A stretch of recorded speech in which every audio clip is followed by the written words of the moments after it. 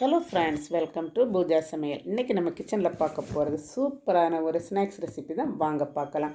இதை பண்ணுறதுக்கு 100 கிராம் ரவை எடுத்துக்கோங்க. மிக்சியில் நல்லா பவுடர் பண்ணிவிட்டு 1க்கு 2 அந்த மாதிரி தண்ணி எடுத்து கொஞ்சம் உப்பு போட்டு நல்லா கலந்து எடுத்துக்கோங்க. அதுக்கப்புறமா நம்ம ஸ்டவ்வில் வச்சு நல்லா கெட்டி எதுவும் இல்லாமல் இந்த அளவுக்கு நம்ம கிண்டி எடுத்துக்க போகிறோம். இது ஒரு ஓரமாக இருக்கட்டும், கொஞ்சம் ஆறும். இந்த டைமில் ஒரு கப் பொட்டுக்கடலை மாவு எடுத்துட்டு இதுக்கு கூட 2 ஏலக்காய், 2 அல்லது 3 ஏலக்காய் போட்டுக்கோங்க. அதையும் போட்டுட்டு ஒரு 3/4 கப் தேங்காய் இதெல்லாம் போட்டு இதை கொரகொரப்பாக அரைச்சி எடுத்துக்க போகிறோம். இதை அரைச்சி எடுத்ததுக்கப்புறமா இதுக்கு இனிப்புக்கு என்னென்னா நாட்டு சக்கரை அல்லது வெல்லம் சேர்த்து இந்த மாதிரி நம்ம ரெடி பண்ணிடலாம். இப்போ நமக்கு ரவை கை பொறுக்கிற சூடில் இருக்குது. இந்த டைமில் இதுக்கு கூட 2 ஸ்பூன் பச்சரிசி மாவு சேர்த்து இந்த மாதிரி கையில் ஒட்டாமல் நம்ம விரசி எடுக்க போகிறோம். நம்ம 100 கிராம் மாவு எடுத்துருந்தோம், ரவை எடுத்துருந்தோம். அதுக்கு 2 உருண்டை எனக்கு கிடச்சிருக்குது.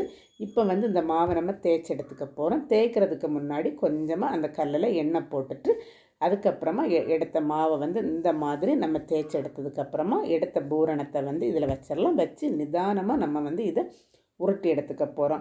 பூரணம் எதுவும் வெளியே வந்துடக்கூடாது. அந்த அளவுக்கு கவனமாக நம்ம நிதானமாக உருட்டி இந்த மாதிரி எடுத்ததுக்கப்புறமா 2 பக்கமுமே ஓரங்கள் ஓப்பனாக தான் இருக்கும். இதை நல்லா அழுத்தி விட்டுக்க வேண்டியதுதான்.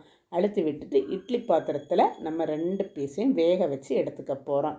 இப்போ வெந்துட்டு நமக்கு 10லேருந்து 15 நிமிஷத்தில் இது நல்லா ரெடி ஆயிரும். இப்போ நமக்கு வேக வச்சு எடுத்தாச்சு. இதை உடனே நம்ம பீஸ் போட்டுக்க முடியாது. இதை கொஞ்சமாக ஆற விட்டுக்க வேண்டியதான். இப்போ நமக்கு ஆறுனதுக்கு அப்புறமா தான் நம்ம பீஸ் போட்டுட்டு இருக்கோம். இதை இப்போ ஓரங்களை கட் பண்ணி தனியாக எடுத்துடலாம். இப்போ நம்ம இதை ஓரங்களை தனியாக எடுத்தாச்சு. இதை ஒவ்வொரு பீஸாக கட் பண்ணி இந்த மாதிரி எடுத்துக்கணும். பார்க்குறதுக்கு எவ்வளவு அழகாக இருக்குது பாருங்கள், லேயர் லேயராக. இந்த மாதிரி எல்லா பீஸையும் போட்டு எடுத்துடலாம்.